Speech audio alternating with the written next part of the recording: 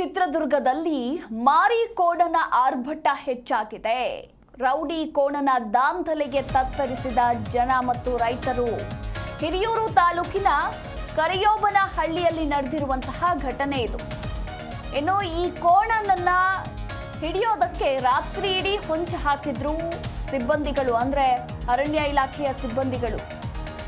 Aimangala police ಹಾಗೆ ಗ್ರಾಮ ಪಂಚಾಯಿತಿ ಅಧಿಕಾರಿಗಳು ಸಿಬ್ಬಂದಿಗಳು ಸೇರಿ ಕೊನೆಗೂ ಈ ಮಾರಿ ಕೋಣನನ್ನ ಸೆರೆ ಹಿಡಿದಿದ್ದಾರೆ ಅನ್ನೋದರ ಕುರಿತಾಗಿ ಮಾಹಿತಿ ಇರುವಂಥದ್ದು.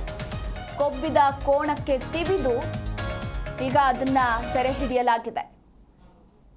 ಕೊಟ್ಟಿಗೆ ಗ್ರಾಮದಲ್ಲಿ ಮತ್ತು ಸುತ್ತಲೂ ಕೂಡ ಈ ಮಾರಿ ಕೋಣ ತಲೆನೋವಾಗಿ ಪರಿಣಮಿಸಿತ್ತು. ಅಂದ್ರೆ ಯುವಕರಿಗೂ ಕೂಡ ತಿವಿದು ಈ ಒಂದು ಕೋಣ ಗಾಯ ಮಾಡಿತ್ತು ಅನ್ನೋದರ ಕುರಿತಾಗಿ ಮಾಹಿತಿ ಇರುವಂಥದ್ದು. ರಾತ್ರೋರಾತ್ರಿ ಗ್ರಾಮಕ್ಕೆ ಎಂಟ್ರಿ ಕೊಟ್ಟು ಜನರಿಗೂ ಕೂಡ ತೊಂದರೆ ಆಗ್ತಾ ಇತ್ತು. ಸಾಕಷ್ಟು ಬಾರಿ ಈ ಕೋಣವನ್ನು ಹಿಡಿಯೋದಕ್ಕೆ ಹೋದಂತಹ ಸಂದರ್ಭದಲ್ಲೂ ಕೂಡ ಸೆರೆ ಸಿಕ್ಕಿರಲಿಲ್ಲ. ಬಟ್ ಈಗ ರಾತ್ರಿ ಇಡೀ ಹೊಂಚು ಹಾಕಿ ಸಿಬ್ಬಂದಿಗಳು ಈ ಮಾರಿ ಕೋಣನನ್ನ ಸೆರೆ ಹಿಡಿದಿದ್ದಾರೆ. ಜೆಸಿಬಿ ಮೂಲಕ ಹಾಗೆ ಟ್ರ್ಯಾಕ್ಟರ್ಗೆ ಹಗ್ಗವನ್ನ ಕಟ್ಟಿ ಹೇಗೋ ಹರಸಾಹಸ ಮಾಡಿ ಸಿಬ್ಬಂದಿಗಳು ಹಾಗೆ ಗ್ರಾಮ ಪಂಚಾಯಿತಿಯ ಅಧಿಕಾರಿಗಳು ಐಮಂಗಲ ಪೊಲೀಸರು ಈ ಮಾರಿ ಕೋಣನನ್ನ ಸೆರೆ ಹಿಡಿದಿದ್ದಾರೆ.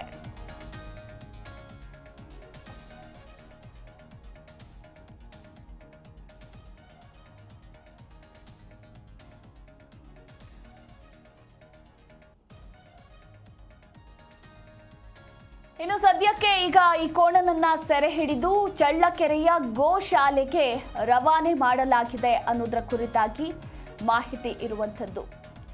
ಹರ್ತಿಕೋಟೆ ಗ್ರಾಮ ಪಂಚಾಯಿತಿ ಅಧ್ಯಕ್ಷ ಪರಮೇಶ್ವರ ನೇತೃತ್ವದಲ್ಲಿ ರಾತ್ರಿ ಈ ಮಾರಿ ಕೋಣನನ್ನ ಸೆರೆ ಹಿಡಿದು ಈಗ ಚಳ್ಳಕೆರೆಯ ಗೋಶಾಲೆಗೆ ರವಾನೆ ಮಾಡಲಾಗಿದೆ. ಹೀಗಾಗಿ ಗ್ರಾಮಸ್ಥರು ರೈತರೆಲ್ಲರೂ ಕೂಡ ನಿಟ್ಟುಸಿರು ಬಿಟ್ಟಿದ್ದಾರೆ.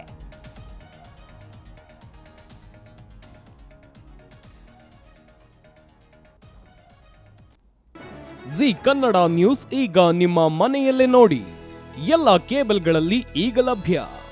ಸನ್ Direct 292, Jio TV 1334, U digital 162, City cable 51, GTPL 17, Abhishek cables 821, Rock Line telecommunication 51, Shri Basaveshwara number 60, Vinayaka digital number 53, in digital number 896ರಲ್ಲಿ ನಿಮ್ಮಿಸ್ತದ ಜಿ ಕನ್ನಡ ನ್ಯೂಸ್ ನೋಡಿ ಆನಂದಿಸಿ.